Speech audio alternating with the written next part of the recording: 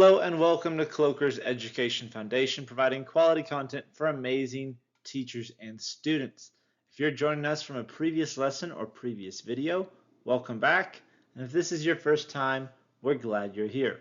This is our World History series, and this lesson is on the Renaissance in Italy. Now, before we begin, don't forget you can check out the link in the description below for a set of free guided notes to go along with this lesson. And while you're there, go ahead and like the video, subscribe to the channel so we can continue to expand our reach and educate more. So let's dive into it.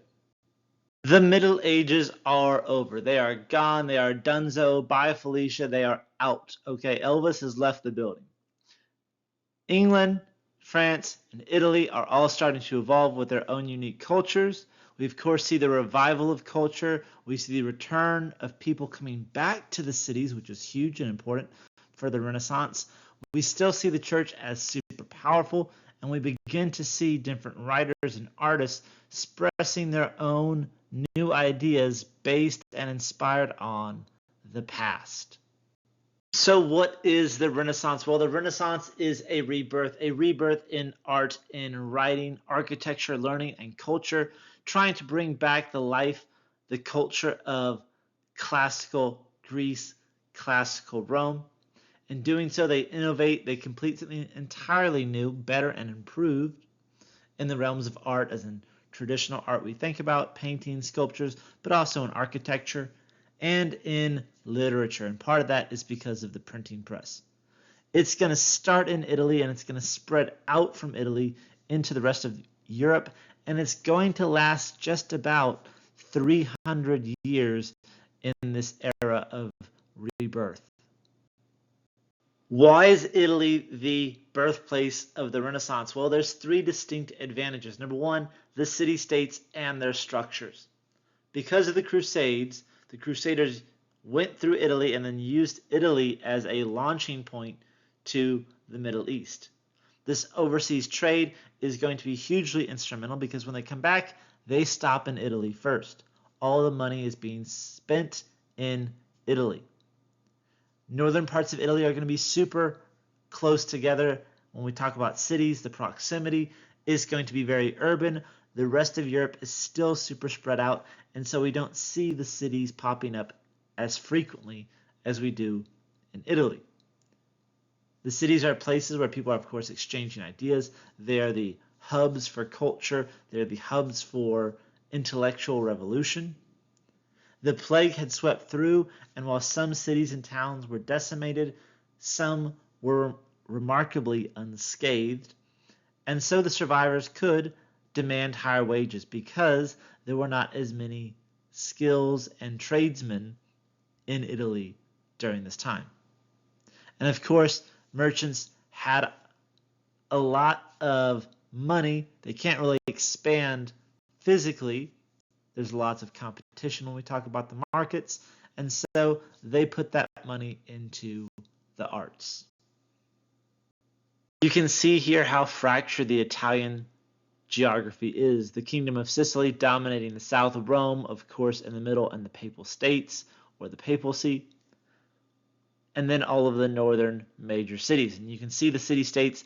There might be several cities within one city-state. So, for example, the city-state of Florence, the Republic of Florence, is not just going to have Florence, it's also going to have the city of Pisa, as well as a few others which are not on the map. And Florence will be the epicenter for this era. The second advantage Italy has is the merchant class. The merchants are, of course, going to influence the development of politics, and if you don't think that businesses influence politics, you haven't done your research. Merchants and the merchant class, they don't inherit social rank. You do not get stature just because of who your parents are, like we see in the rest of Europe, where your stature is related to, oh, your father was a blacksmith. Oh, your father was a duke. That means you're royalty. They have to use their wits. They have to be cutthroat businessmen, use their intellects and connections to survive. This makes it super important as an individual to do well because you could only count on you. Nothing anyone had done before you was going to account. You cannot coast off of the coattails of previous generations. And the Medici family, which is going to dominate Italy and dominate Europe. Now, Florence is a republic, and there's lots of political drama within it. But Cosimo de' Medici, I'll show you a photo of him in just a little bit with his grandson, he is going to establish banking offices all throughout Europe. The florin, a currency he creates, is going to become the staple currency for Florence, and then the Papal States, and then the rest of Europe, with only a few exceptions trying to stray away because they thought it gave them too much power. Yes, a small city-state was minting the currency for the rest of Europe. His grandson Lorenzo is going to be a huge patron of the arts. He's going to lead an army in a series of wars. He'll bankrupt a kingdom by going there and showing generosity and handing out money. And fun fact, they were at war with this kingdom, which would be the equivalent of a World War II president traveling to Germany, Italy, or Japan and handing out so much money that he bankrupts their economy, and they love him for this.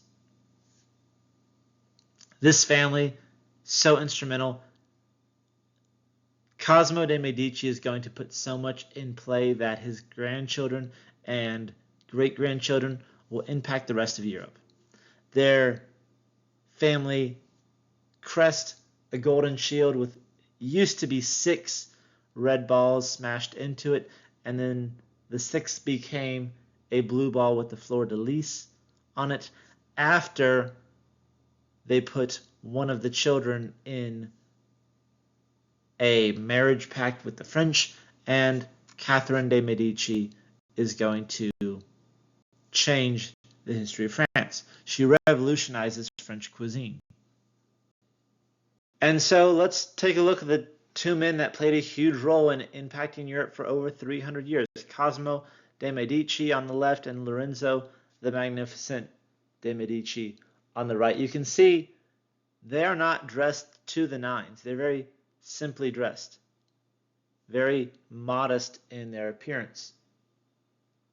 Now, if you want to do more research into the Medici family, there is a great book known and called The Medici by Paul Strathern, I believe. Yes, that is Paul Strathern.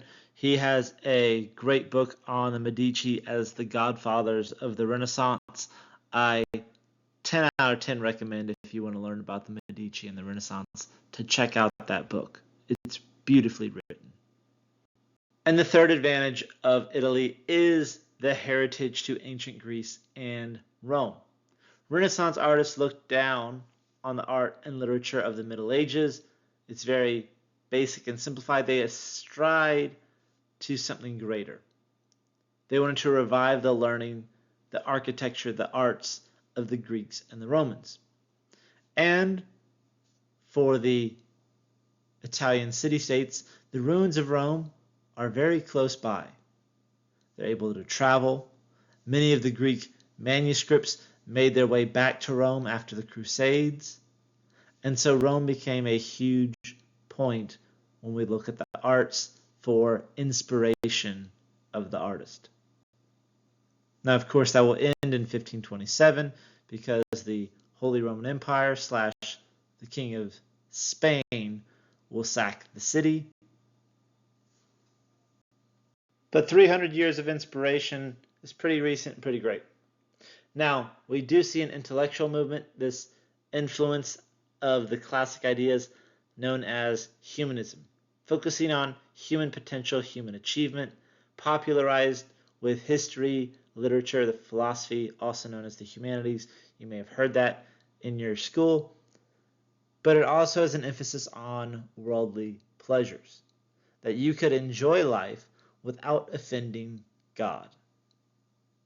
A lot of the times the mindset behind this was if you had wealth, you should give that money to the church because you should be modest and your wealth would offend the Almighty. And with this new philosophy, the wealthy can enjoy luxuries, good music, fine foods, art, without upsetting a higher power. Finally, we'll see the notion of the Renaissance man and woman. A Renaissance man, to be a master in every area of study, to be charming and witty, well educated and into the classics, an excellent horse rider, wrestler, swordsman, athletic as well as intelligent. And we see the notion of the Renaissance woman. Upper class should know the classics, be charming. That women should not seek fame. They should inspire art, but not to create it. They should not influence politics or economics. I wonder what future generations will say about the current era. That wraps up our lesson. Ladies and gentlemen, thank you so much for watching. As always, don't forget to check us out on Teachers Pay Teachers, YouTube, Rumble, and the Kloeker Education Foundation website. We have a ton of resources there for you. To check out what's new and what's next in our series as we break down the artists and the writers of the Renaissance and the Reformation, click here. Click down below for something you might like. And to subscribe to our channel, click here. All this and more is just a click away. Thanks for watching. I'll see you there.